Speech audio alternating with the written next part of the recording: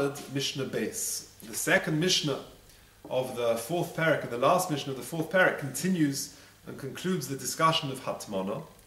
And we continue with what we mentioned earlier in the Mishnah, and that is that we mentioned that if you have a pot of food on a fire on Shabbos, you're allowed, before Shabbos, to take it off the fire and put it on the sides and insulate it to maintain the heat, but only with something which maintains the heat, not with something which is moisif hevel, which adds or generates more heat. We're worried that if you were to insulate it with something which is moisif hevel, shem yechatze b'gechalim, you might come to stoke it or to increase the heat, etc. Therefore, you're only allowed to, on Erev Shabbos, to do Hatmana with something which is mekayim, which maintains the heat. The Mishnah notes now that you're even allowed to insulate with substances which themselves are muktzah, as follows. Toimnin bashlochin, you are allowed to do Hatmana bashlochin. The Bartanura says these are skins, oiros, umetaltlin oisom, and you're actually allowed to touch the skins themselves. Why? The Bartanura says, bein shetom, bein shelotom, whether you use them for insulation or not, you're allowed to be metaltal to touch skins, and there's no problem of muktzah. Because you could use them to recline on them, to rest on them, and therefore there's no muktzah problems with shlochin, with skins. However, begizei tzemer, you're allowed to do Hatmana with gizei tzemer because they maintain heat but they don't add heat. However, ve'in metaltlin oisom, you're not allowed to touch them because these are muktzah. And the Mefarshim explain because they've been set aside to use for weaving purposes, which of course is an Issa D'Oraisa on Shabbos. And since they've been set aside for weaving purposes, these shearings are therefore muktzah and you cannot touch them. So the Mishnah mentions Ketzad hu oseh. So what should you do? If before Shabbos you took your pot off the fire and you insulated it in gizei tzemer, which is a mutter, which is allowed to do, you're allowed to do because it's not moisif hevel. How do you actually access the food on Shabbos? Because now these gizei tzemer are muktzah. It's Shabbos now, so how do you actually access the food? So Ketzad hu oseh. Says the Mishnah, noiteles hakisui, you take the top, the lid of the pot off, v'hein noiflos, and the gizei tzemer just fall off. And the Mefarshim say that's tiltul minat sad, that's a type of muktzah which is tiltul minat sad, indirect, and that's mutzah on Shabbos. Rabbi Eliezer ben Azariah omer. Rabbi Eliezer ben Azariah says, now that you've got the top off, how do you actually get the food out? Says the Mishnah, kupa mata al tzida v'notel. You take the box, imagine your pot is in sort of a box, surrounded by all these gizei tzemer, these shearings, and you've taken the top off, and now you want to access it. You actually take the box and you tilt it al tzida v'notel. But you're not allowed to actually take the food pot out itself. Why? Because we're worried that if you were to take the pot out, you wouldn't be able to put it back in. Because we're worried maybe the cavity with which from which you took it out will collapse in, and therefore you might come to put it back in on Shabbos, and you might be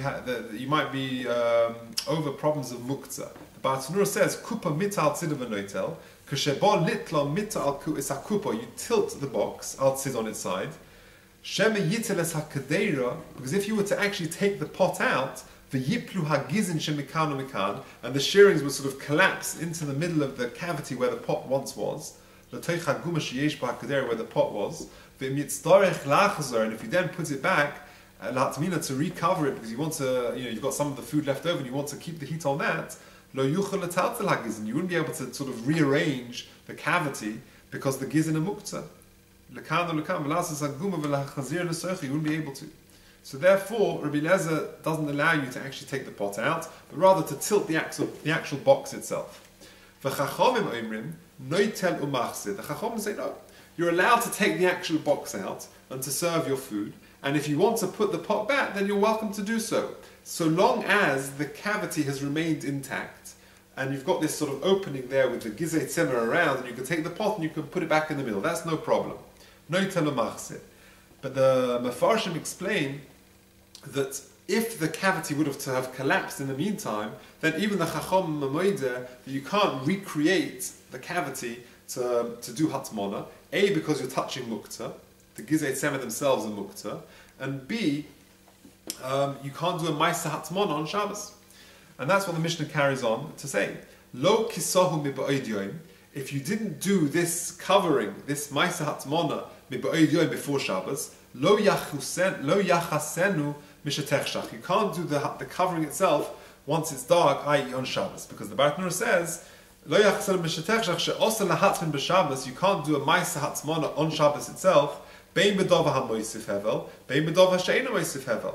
Whether it generates heat or doesn't generate, it doesn't make a difference. B'derech Hatmona doesn't make a difference, because Hatmona itself on Shabbos is certainly also. Before Shabbos, you're not allowed to do Hatmona with something which is moisif hevel, but you can do Hatmona with something which just maintains the heat. But on Shabbos itself, you can't do any Maisa Hatmona, and even with something which does not generate any heat and it just maintains the heat. Fine. Says the Mishnah further.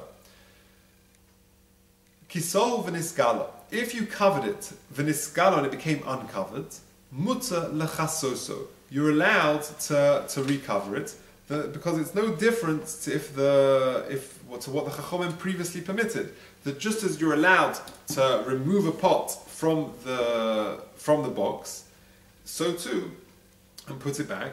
So too, you're allowed to replace the lids and put it. The Mishnah continues. Kisahu v'nisgalo. What happens if you did a Maisa Hatmona before Shabbos? You insulated your pot before Shabbos to maintain the heat. V'nisgalo, and the surrounding substance uncovered. It became uncovered. Says the Mishnah, mutar lechasoso. You're allowed to recover it on Shabbos itself. Now, even though it's a Maisa Hatmona, and you can't do Hatmona in any form on Shabbos itself, since you insulated it before Shabbos, v'nisgalo, and then it just sort of uncovered on Shabbos itself, you're allowed to do it, because it's similar to the previous part of the Mishnah, which said that the Chachomim allowed you to take the pot out of the surrounding wall of gezet semeh, of shearings, and you're allowed to take it out and take the food and then put some back. Since you did the initial Hatmon before Shabbos, putting it back on Shabbos is mutter. And so to over here, kisohu v'nisgalo. If you insulated it before Shabbos, v'nisgalo, and then it became uncovered, mutar lechasoso, you're allowed to recover it. The Mishnah concludes, mamale es hakitoin, you're allowed to fill up a flask, v'noisen l'tachas hakar tachas hakeses. You're allowed to fill up a flask with cold water or cold foods and place it under a cushion or under a pillow, a slightly larger cushion, on Shabbos. Now, even though you're doing a Maisa Hatmona, the reason why you're doing it over here is to actually keep the food cold. Imagine it's a very hot day and you've got some cold water and you want to put it in a flask and keep it cool. So that is a Maisa Hatmona, but the Mishnah says it's mutar. And the Bartner explains she'ein derech Hatmona b'kach, because it's not usual to insulate foods in order to keep them cool, and therefore Chazal will never goize Hatmona in such an instance. That is the end of the second Mishnah and the end of the fourth parak.